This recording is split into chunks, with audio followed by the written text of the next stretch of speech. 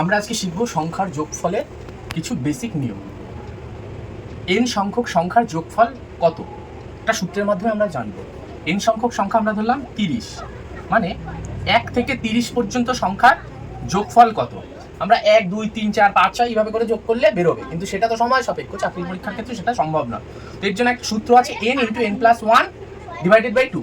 n মানে আমি জানলাম কটা সংখ্যা 1 থেকে 30 পর্যন্ত, মোট 30টা সংখ্যা আছে, তাই 30 গুণ n+1, 30 + 1 31 ডিভাইডেড বাই 2 সমান সমান, তাহলে 2 দিয়ে 30 কে আমরা ডিভাইড করলে 15 বেরো, তাহলে উত্তর 15 গুণ 31। এর যা গুণফল হবে সেটাই হচ্ছে গিয়ে এর উত্তর। তাহলে একবার দেখে নি গুণফলটা কত। 5 অক্ষে 5, 3 5 15, 1 অক্ষে 1, 3 অক্ষে 3, 5 6 4। তাহলে 1 থেকে 30 পর্যন্ত সংখ্যার যোগফল হয় 465। n সংখ্যক যুগ্ম সংখ্যার যোগফলের সূত্র। যুগ্ম মানে জোড় সংখ্যা, তো জোড় সংখ্যার সূত্র কি? n × n+1। তাহলে ধরো আমাদের একটা প্রশ্ন আসলো, 1 থেকে 40 পর্যন্ত যে কটা জোড় সংখ্যা আছে তার যোগফল কত। 1 থেকে 40 পর্যন্ত জোড় সংখ্যাগুলো যোগফল কত, মানে যোগ সংখ্যা মানে 2 4 6 8 10 12 এরকম করে 40 পর্যন্ত যে কটা জোড় সংখ্যা আছে তার যোগফল কত। তাহলে প্রথমে আমাদের বুঝতে হবে 1 থেকে 40 পর্যন্ত আমাদের কটা জোড় সংখ্যা আছে।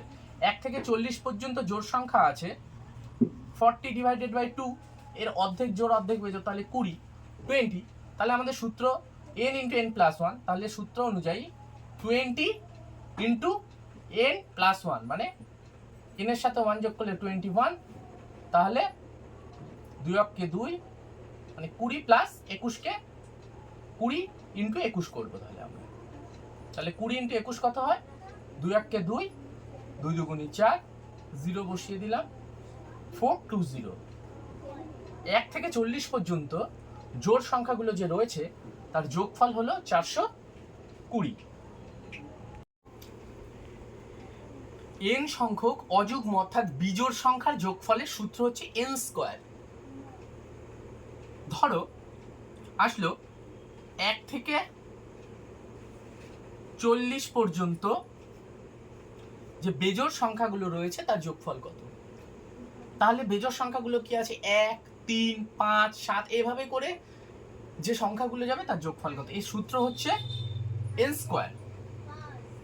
তাহলে আমাদের সবার আগে বের করতে হবে কটা সংখ্যা আছে। 1 থেকে 40 এর মধ্যে 40 ভাগ 2 = 20, অর্থাৎ 20টা বেজোড় সংখ্যা আছে। তাহলে সূত্র অনুযায়ী আমরা জাস্ট n² করে দেবো, মানে 20² কত? 2 2 4, 2 0, মানে 400। তার মানে 1 থেকে 40 পর্যন্ত অযুগ্ম সংখ্যাগুলোর যোগফল হচ্ছে 400। n সংখ্যক সংখ্যার বর্গের যোগফলের সূত্র জানবো আমরা। তো n সংখ্যক সংখ্যার বর্গের যোগফলের সূত্র কি? n × n+1 × 2n+1 divided by 6।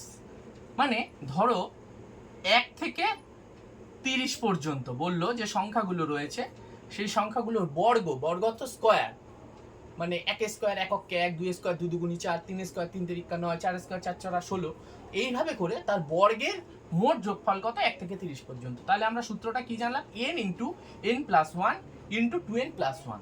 তাহলে n 30টা সংখ্যা বলেছে, প্রথম 30টা, তাহলে 30 গুণ 30 যোগ 1, 2n মানে 30 × 2 মানে 60 + 1 ডিভাইডেড বাই 6। তাহলে হচ্ছে 30 × 31 × 61 ডিভাইডেড বাই 6। তাহলে 5 দিয়ে ডিভাইড যায়, 6 × 5 = 30। তাহলে এবার আমরা এই সংখ্যাগুলোর গুণ করব।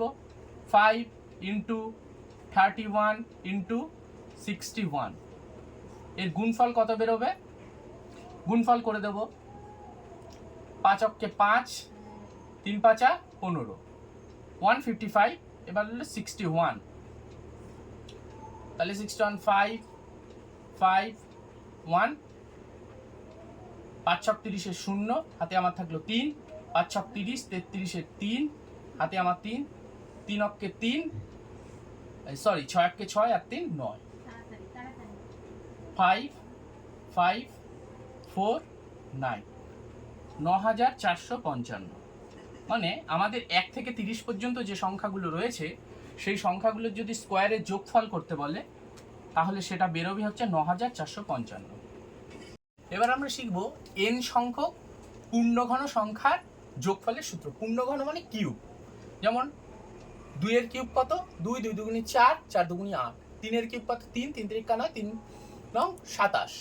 এবার সেটা আমরা শিখব। তো এই করে ধরো বললো 1 থেকে 20 পর্যন্ত যে সংখ্যা রয়েছে সেই সংখ্যাগুলোর পূর্ণঘন করে অর্থাৎ কিউব করে তার যোগফল কত বেরোবে। তো সূত্র কি জানি? n × n+1 divided by 2 whole square. তাহলে n মানে 20 ইন্টু n+1 মানে 21 ডিভাইডেড বাই 2 তার হোল স্কোয়ার। কাটলাম আমরা 10, তাহলে 2 1 21 10, 2 1 0 210। তাহলে আমাদের 210 স্কোয়ার করতে হবে। তো 210 স্কোয়ার করব আমরা।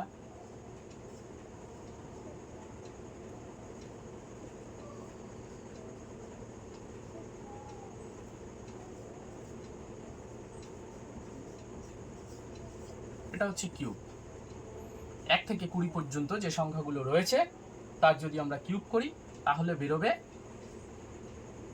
44100।